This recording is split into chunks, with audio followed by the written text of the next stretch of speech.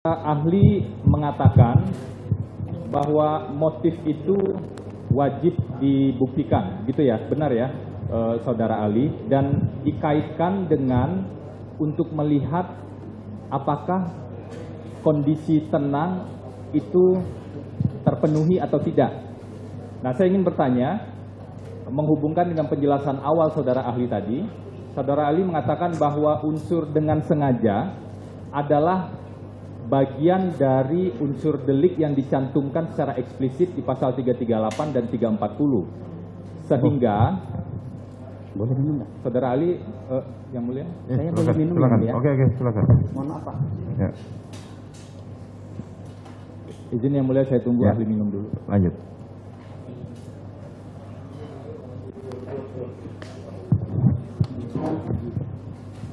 Jadi unsur dengan sengaja dicantumkan secara eksplisit sehingga wajib dibuktikan. Nah, yang ingin saya gali, sengaja di 340 kan dolus premeditatus dengan uraian yang sudah dijelaskan tadi. Kemudian sengaja di 338 itu berbeda dengan 340. Nah, terkait dengan motif, apakah motif menjadi bagian dari proses pembuktian dengan sengaja ini? Motif itu konteksnya, kalau 340 konteksnya unsur dengan rencana terlebih dahulu apa? Memutuskan kehendak dalam situasi tenang. Ketika seseorang memutuskan kehendak untuk menghilangkan nyawa, itu kan pasti ada motifnya. Itu harus dibuktikan. Kenapa? Untuk memperjelas apakah kondisi batin kejiwaan pelakunya memang situasinya tenang. Siapa yang bisa menjelaskan? Ahli yang kompeten. Pasti bukan saya. Itu aja. Kalau di 338 pembuktian motif posisinya di mana? Itu dia dengan sengaja. Cuman kalau 338 ada motif, cuman dia tidak dalam konteks jeda waktu berpikir tenang, kan dia spontan.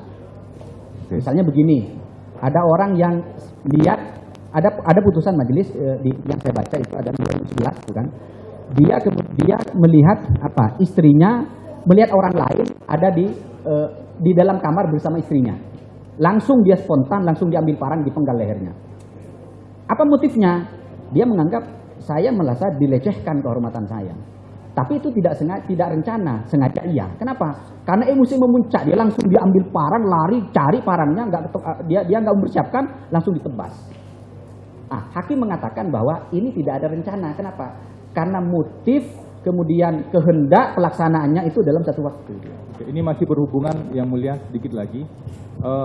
Bisakah saudara ahli menjelaskan apa yang dipaparkan tadi dikaitkan dengan prinsip atau konsep constraint morale? Oh, itu apa? Victimologi ya, tentang victim participation to crime ya. Biasanya begini, di dalam kajian victimologi, kadang-kadang itu korban memberikan andil bagi terjadinya kejahatan. Itulah kenapa kemudian dalam putusan yang saya baca itu, ketika korban ikut andil dalam terjadinya kejahatan, misalnya pelaku itu membunuh korban karena merasa kehormatannya dinudai. Dalam putusan hakim itu 2011 majelis, itu ternyata menjadi alasan yang meringankan. Di dalam putusan itu, secara asas memang memungkinkan.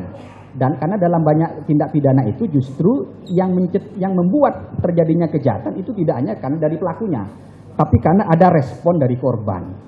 Misalnya apa? Mohon maaf ini biar tidak kaku. Misalnya ibu-ibu kalau ke pasar padahal mau beli ikan, yang dibawa apa? Tas branded 300 juta padahal mau ke pasar. Kemudian apa? Dipakai lagi kalungnya di sini, kalau jalan tangannya apa? Agak kaku gini-gini itu kan. Sehingga apa? Orang itu termotivasi. Oh, ini loh. Ini adalah apa? Mangsa saya. Artinya apa? Ketika ada orang misalnya mengambil secara paksa, bilang si ibu, sebetulnya ada andil dari si ibu. Kenapa dia ke pasar pakai jewel yang mahal-mahal gitu. Itu konteks namanya victim participation to crime. Cukup ya. Oke, terima kasih.